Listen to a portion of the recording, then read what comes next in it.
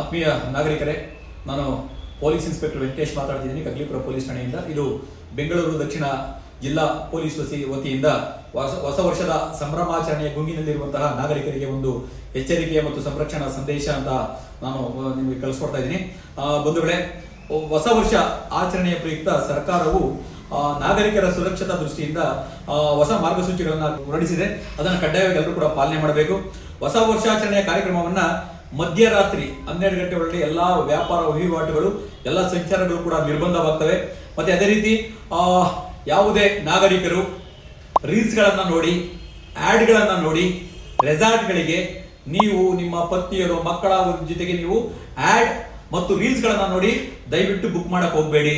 ಯಾಕೆ ಅಂದರೆ ಯಾರ್ಯಾರು ಯಾವ ನಾಗರಿಕರು ರೆಸಾರ್ಟ್, ಹೋಮ್ ಸ್ಟೇ, ಇನ್ನೊಂದು ಕೆಲವೊಂದು ಎಲ್ಲಿ ಮನೋರಂಜನಾ ಕಾರ್ಯಕ್ರಮಗಳನ್ನು ಇದಿರುತ್ತೆ ಅಲ್ಲಿ ಹೋಗ್ಬೇಕಾದ್ರೆ ಫಸ್ಟ್ ನೀವು ಚೆಕ್ ಮಾಡಬೇಕಾಗಿರೋದು ಲೈಸೆನ್ಸ್ ಆಗಿದೆಯಾ, ಸ್ಥಳೀಯ ಪೊಲೀಸ್ ಸ್ಟೇಷನ್ ಇಂದ ಅನುಮತಿ ಸಿಕ್ಕಿದ್ಯಾ, ಅಲ್ಲಿ ಡ್ರಿಂಕ್ಸ್ ಮದ್ಯಪಾನ ಮಾಡೋದಕ್ಕೆ ಅಬಕಾರಿ ಇಲಾಖೆಯಿಂದ ಸಿಕ್ಕಿದ್ಯಾ, ಮತ್ತೆ ಸೌಂಡ್ಸ್ಗಳನ್ನ ಬಳಸ್ಕೊಳ್ಳೋದಕ್ಕೆ ಸಂಬಂಧಪಟ್ಟ ಪೊಲೀಸ್ ಇಲಾಖೆಯಿಂದ ಅನುಮತಿ ಆಗಿದ್ಯಾ, ಮತ್ತೆ ಆಯೋಜಕರು ಸೆಕ್ಯೂರಿಟಿ ಸಿಸ್ಟಮ್ ಇದೆಯಾ, ಅಲ್ಲಿ CC ಕ್ಯಾಮೆರಾಗಳಿದ್ಯಾ ಎಂಬುದನ್ನ ಖಾತರಿಪಡಿಸಿಕೊಂಡು ನೀವು ಆನ್ಲೈನ್ಗಳಲ್ಲಿ ಬುಕ್ ಮಾಡಿ ಅಂತ ನಾನು ಕೇಳ್ಕೊಳ್ತೀನಿ. ಯಾಕೆ ಅಂದ್ರೆ ಪೊಲೀಸ್ ನಾವು ತುಂಬಾ ಅಲರ್ಟ್ ಆಗಿದ್ದೀವಿ.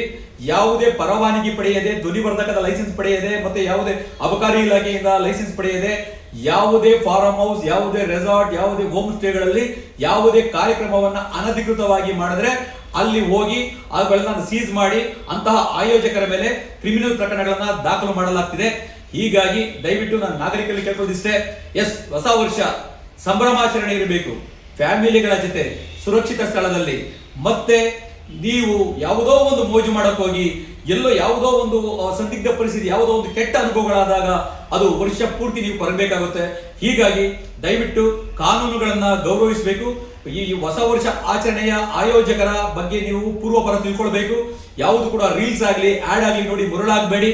ಎಲ್ಲಾ ರೀತಿಯ ಸುರಕ್ಷತೆ ಇದೆ ಅಂದ್ರೆ ಮಾತ್ರ ನೀವು ಮತ್ತು ನಿಮ್ಮ ಫ್ಯಾಮಿಲಿ ಜೊತೆಗೆ ಖುಷಿಯಾಗಿ ಹೋಗಿ 12 ಗಂಟೆ ಒಳಗಡೆ ನೀವು ಮತ್ತೆ ನಿಮ್ಮ ಮನೆಯನ್ನು ಸೇರುವಂತಹ ಎಲ್ಲ ಸುರಕ್ಷತಾ ಕ್ರಮಗಳನ್ನ ಅನುಸರಿಸಿ ನೀವು ಮಾಡಬೇಕಾಗುತ್ತೆ. ಮತ್ತೆ ಅಪರಿಚಿತರ ಜೊತೆ ಒಂದು ಪ್ರವಾಸಗಳನ್ನ ನೀವು ಹೋಗಬೇಡಿ. ಮತ್ತೆ ಯಾವುದಾದ್ರೂ ಹೋಮ್ ಸ್ಟೇನೋ ರೆಸಾರ್ಟ್ ಹೋದಾಗ ನಿರ್ಜನ ಪ್ರದೇಶಗಳಿಗೆ ಒಬ್ಬೊಬ್ಬರೇ ಹೋಗಬೇಡಿ. ಮತ್ತೆ ಮದ್ಯಪಾನ ಮಾಡಿ ವಾಹನಗಳನ್ನ ಚಲಾವಣೆ ಮಾಡಕೋಬೇಡಿ. ಜಾಗೃತವಾಗಿರಿ, ಸುರಕ್ಷಿತವಾಗಿರಿ. ನಿಮ್ಮ ಇರುವಿಕೆಯ ಬಗ್ಗೆ ಪೋಷಕರಿಗೆ ಮಾಹಿತಿ ತಿಳಿಸಿ. ನಾವು ಇಂಥ ಕಡೆನೆ ಹೋಗ್ತಾ ಇದೀವಿ, ಇಲ್ಲಿದೆ ಅಂತ ಒಂದು ಲೊಕೇಶನ್ ಕಳಿಸಿರಿ. ಇವೆಲ್ಲ ನಾನು ಏನ್ ಹೇಳ್ತಿದ್ದೀನಿ ಅಂತಂದ್ರೆ, ಆಯೋಜಕರು ಅಧಿಕೃತವಾಗಿ ಲೈಸೆನ್ಸ್ ಅನ್ನ ಪಡೆದು ಎಲ್ಲಾ ಸುರಕ್ಷತಾ ದೃಷ್ಟಿ ಇದೆ ಅಂತ ತಿಳಿದು ನೀವು ಹೋದ್ಮೇಲೂ ಕೂಡ ನಿಮ್ಮ ಪೇರೆಂಟ್ಸ್ ಗಳಿಗೆ, ನಿಮ್ಮ ಪೋಷಕರಿಗೆ ಗೊತ್ತಿರಬೇಕು ನಾನು ಇಂಥ ಜಾಗಕ್ಕೆ ಹೋಗ್ತಾ ಇದ್ದೀನಿ ಅಂತ. ಹೋಗಾದ್ಮೇಲೆ ಒಂದು ಲೊಕೇಶನ್ ಕಳಿಸಿರಿ. ಇವೆಲ್ಲವೂ ಕೂಡ ಕಾನೂನು ಚೌಕಟ್ಟಿನಲ್ಲಿ ಇದ್ದೂ ಸಹ ನಾಗರಿಕರಿಗೆ ಯಾವುದೇ ರೀತಿಯ ಅಸುರಕ್ಷತೆ ಕಂಡು ಬಂದಲ್ಲಿ, ಯಾವುದೇ ಅನುಮಾನಾಸ್ಪದ ವ್ಯಕ್ತಿಗಳು ಕಂಡು ಬಂದಲ್ಲಿ ಕೂಡಲೇ 112 ಪೊಲೀಸ್ ಸಹಾಯವಾಣಿ 112ಗೆ ಕಾಲ್ ಮಾಡಿ ಪೊಲೀಸ್ ನಿಮ್ಮ ಸ್ಥಳಕ್ಕೆ ಬರ್ತಾರೆ, ನಿಮ್ಮ ಸಮಸ್ಯೆಗಳನ್ನು ಬಗೆಹರಿಸ್ತಾರೆ. ಬಂಧುಗಳೇ, ಎಚ್ಚರವಿರಲಿ. ಪೊಲೀಸರ ಸಹಾಯ ಅಧಿಕೃತ ಪರವಾನಗಿಯನ್ನು ಪಡೆದು ನಡೆಸುವಂತಹ ಹೊಸ ವರ್ಷ ಆಚರಣೆಗೆ ಸಂಬಂಧಿಸಿದೆ ಹೊರತು ಅನಧಿಕೃತವಾಗಿ ಮಾಡುವವರ ವಿರುದ್ಧ ಕಟ್ಟುನಿಟ್ಟಿನ ಕ್ರಮಗಳನ್ನು ನಾವು ಜರುಗಿಸ್ತೇವೆ. ಎಚ್ಚರ, ಕಟ್ಟೆಚ್ಚರ.